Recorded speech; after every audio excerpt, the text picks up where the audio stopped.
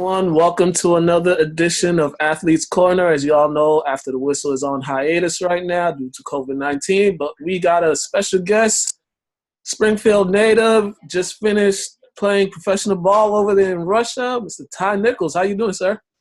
I'm doing good. I'm doing good. How's everything? Everything is good, man. It's been quite the year for you. Just talk about your journey playing professional basketball your first year in Russia. Um, when I first got out there, it was what was it for? November 6th. So when I got there, the weather was nice. It was warm, and then about a month after, everything was just frozen. That was like a big shock to me. So like in the gyms, everything was cold. Like there was no heat in the gyms. We were playing like you could see your breath in the gym. So that was like a big like difference to me. But I guess it was normal that like all the locals out there are like, yeah, this is what we do every year. Like this is a normal thing. So I had to adjust to that. But I mean, basketball wise, it was fun. You know, there's nothing like playing pro ball. Everybody's physical. Everybody's good. That's the difference between college and pro ball. Everybody has something that they can do to the game to, help the team win.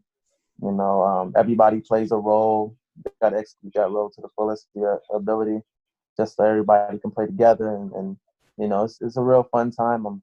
I'm pretty pissed it got shut down, but at the same time, I'm grateful that they were able to, get us home and be able to stay safe during this time.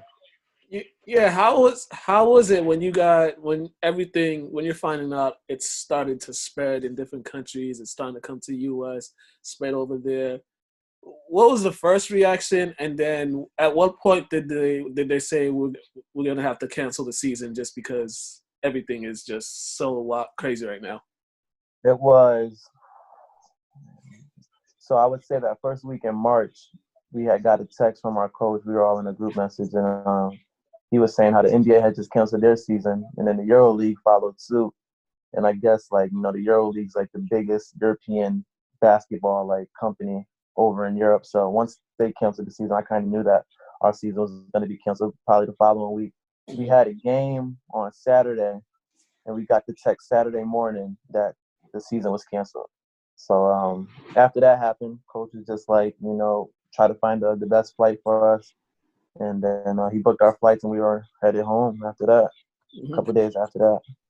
Was there any cases out there that you know of in the area you were staying?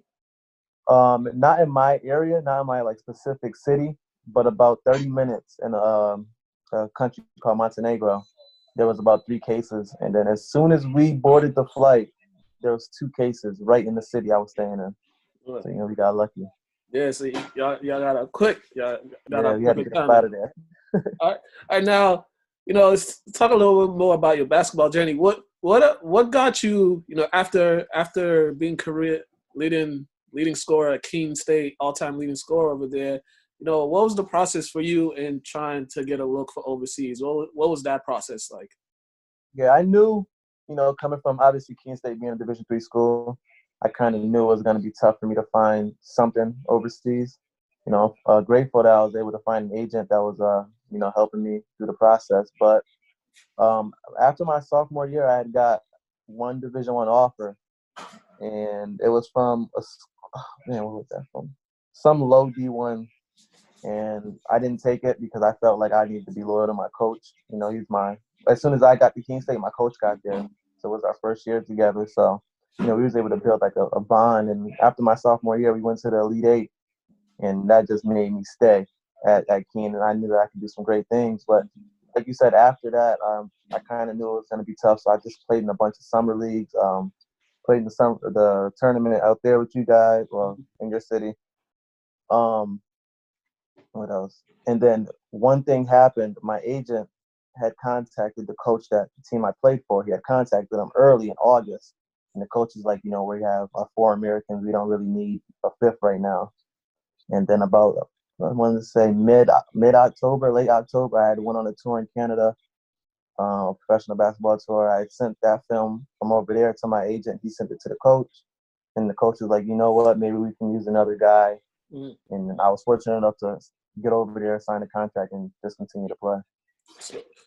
So one of the things when I've talked to some people who played overseas, one of the biggest things is just having film. Guys that didn't play at big schools, the guys that play D2 or D3, the biggest thing with them is just continue playing and having film readily available. That was kind of your ordeal, just having as much film as possible of you in Yeah, the games or I tournaments had that got you played in. yep. I had got my mixtape made right after our season ended, right after we lost our last game. But I kind of thought that wasn't enough because they obviously don't want to see, me drop points on a bunch of Division III kids for whatever reason. But I was fortunate enough to get on this tour in Canada, like I told you, and I got a lot of film from that tour, and that was what probably got me my first contract. And describe that tour. What was that tour, and what was the competition like at that tour? It was I want to say a couple of days. It was about a week and a half, 2 weeks. We were over in Vancouver, Canada, and we were playing. We played 2 games against college teams over there, but they don't call them college; they're like universities. But like it's older kids, like Mm-hmm. older than what America would have in college. It's weird over there.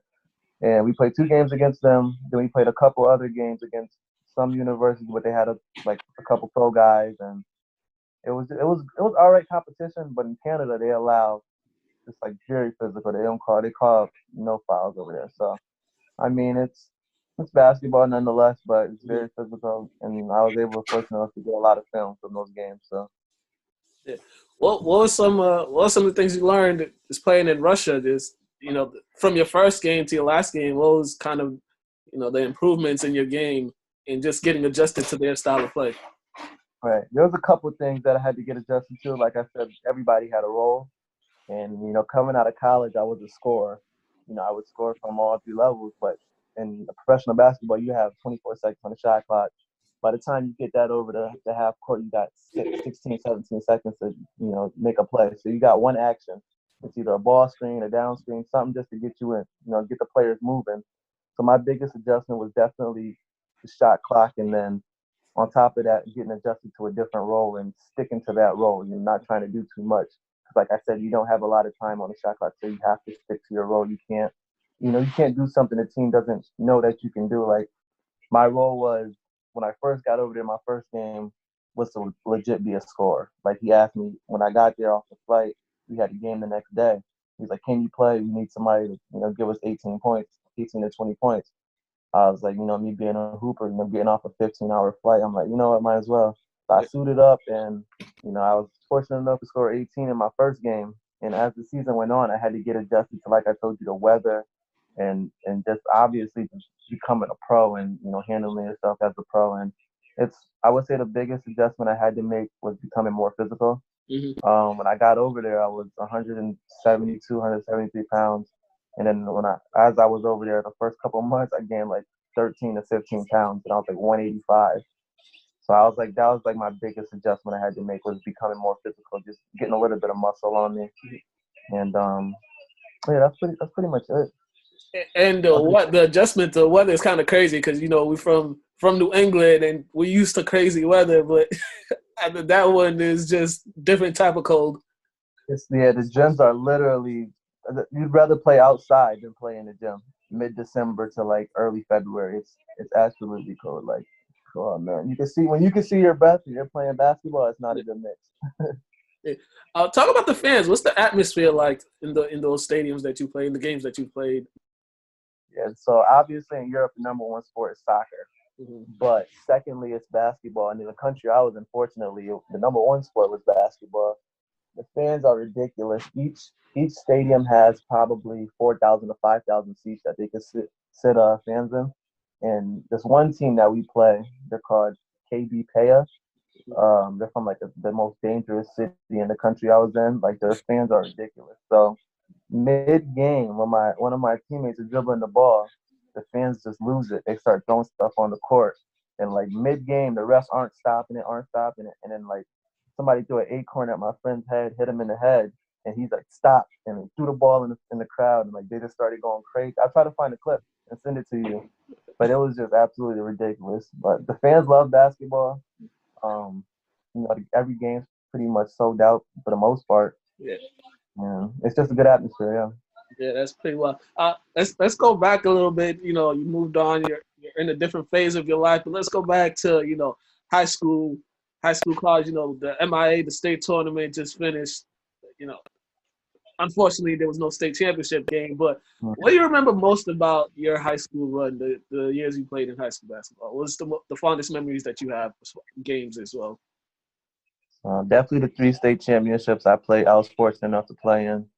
I still wish we got that third one. I always tell the Catholic Memorial guys, I'm still friends with a couple of them. I'm like, we see you guys 9 times out of 10, we're gonna three-peat. We're gonna beat you guys, but you guys got us that one time. My favorite memory though was definitely my junior year. We went 25-0. I would say we were, not sounding cocky or anything like that, but I would say we were top 5 teams to ever play in Massachusetts. 25-0, it just doesn't happen. We beat a couple of ranked teams. We beat a couple of teams from New York. We played Cambridge, and we were fortunate enough to beat them. I just think that year was the most unforgettable year of my life.